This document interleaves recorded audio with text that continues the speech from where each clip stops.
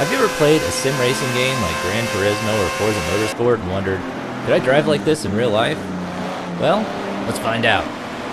I'm going to recreate one of my own cars in Forza Motorsport 7, run some laps on a racetrack in the game, then take my car to that same track in real life and see how my lap times compare. The track I'm choosing for this is Road Atlanta.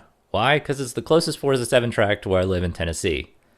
Now, I'm definitely no pro racer, but I'm also not a total noob when it comes to driving on a racetrack. I've been doing track events in my poor abused street car since 2016, with maybe half a dozen weekends at Road Atlanta. I'm also not new to the Forza Motorsport games. I've been playing these games since Forza 2 on the Xbox 360. I don't hold any leaderboard records at the ring or anything, but I can at least get around the track with all the assists turned off. So I think I can do a fair comparison here. Let's set the rules. No assists, no rewinds. Okay, so my car does have ABS, but I'm going to turn that off in the game because that's how I roll. In-car dash view only, since I can't drive my own car in the third person. Although wouldn't that be cool? The lap must be clean. I won't take any shortcuts that I wouldn't do in real life. Forza is pretty strict about this already, and will mark my lap as dirty if I go too far off track. Okay, let's set up the car. I'll be using my 2016 Ford Focus RS. This should be pretty easy because my Focus is nearly stock. So the only thing I'm going to change in Forza is the wheels and tires. Oh look, they have my ugly gold RPF 1s. My wheels are 18s, but Forza doesn't let you go down a size, which sucks. So we'll stick with the 19s. My car has Falken 615K Plus tires, which are 200 tread wear, so I'll pick sport tires and bump up the size to 245s to match. And there we go, it's pretty close. I do have a tune on my car, but after the intercooler gets hot, that doesn't really help me. And I have a vented carbon fiber hood that probably doesn't cancel out the weight of my sunroof. I'll be doing this test on my modestly priced PC rig, which includes a Thrustmaster wheel, shifter, and pedals. Yes, my computer is made of Legos. Since we're going for realism here, I'll even wear my helmet. Alright, let's do this!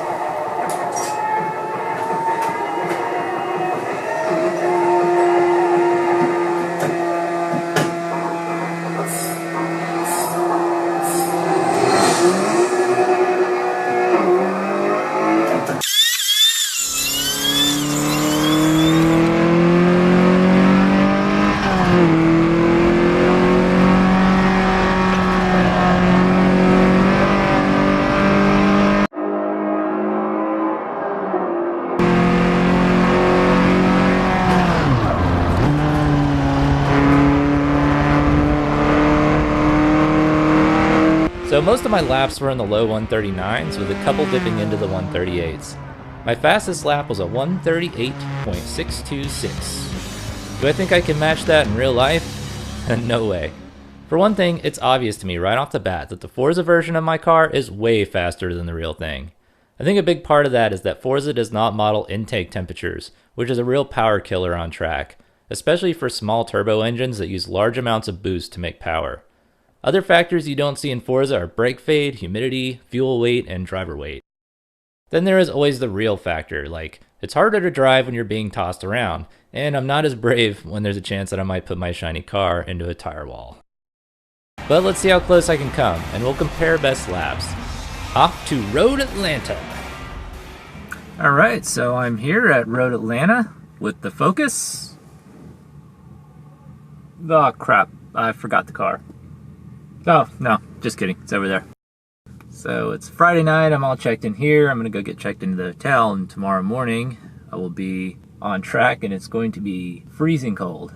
Luckily, I'm on street tires, but not going to be very fast. But it's supposed to warm up into the upper 50s, close to 60 tomorrow, and then Sunday a little bit warmer than that. So hopefully I'll get some halfway decent times. Definitely not going to touch that time I made on Forza, but we'll see how close I can get. So before I begin, you might notice that the track looks different than it does in Forza. That's because Forza Motorsport 7 came out in 2017, a couple years before the Michelin man himself bought a Road Atlanta and did some renovations. Even the color scheme is different, but the track layout itself is unchanged, so it should be a good comparison. Anyway, here we go!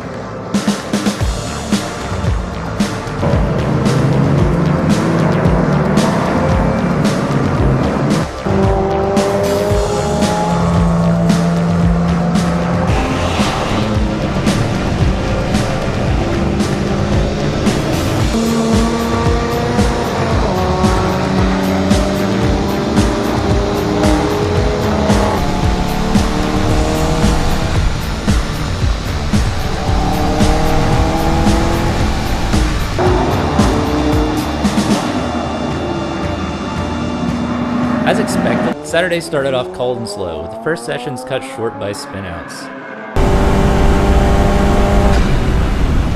As my tires warmed up and I started to find grip, it became pretty apparent that something was up with my brakes. The pedal kept getting softer and I found myself having to brake way early and pump the pedal. A quick check of all 4 corners led me to this obvious problem. I tried bleeding them with the tools I had on hand, but even after retightening all the bleed screws, the pedal still went to the floor after a few laps. The fastest lap I managed on Saturday was a 1 40 3.917.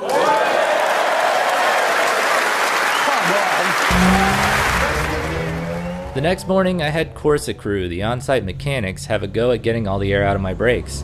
Then I was literally back on track. But before the yellow flag even came up on the first session, this happened.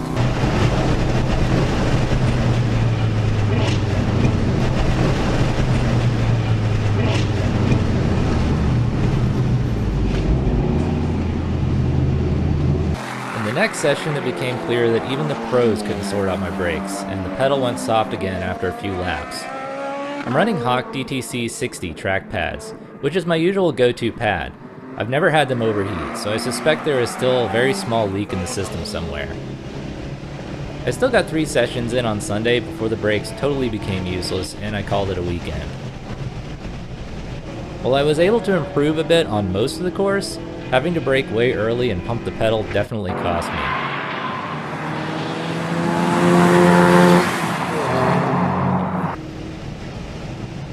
My best time on Sunday was only slightly faster at 1:43.714. So the final results, I was a hair over 5 seconds slower in real life than in Forza Motorsport 7. So where did I fall short? Well, obviously the brakes were a factor, especially coming into 10A. I had to lift early and pump the brakes way up here at the top of the hill instead of down at the bottom, which limited my top speed. I also couldn't get full power out of the brakes, even with the pedal to the floor, so my braking distances were longer everywhere. It's also obvious on this long straightaway how much faster the Forza version of my car is. I'm sure part of this has to do with Forza not accounting for the things I mentioned earlier, like driver weight and intake temperatures.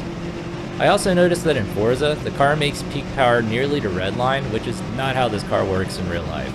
Power actually starts to drop off well before the red line, with Ford setting the optimal shift point at 5,900 RPM for a stock car. There's even a little RS shift light that pops up in the dash at this RPM. This is why you'll see me shifting early a lot.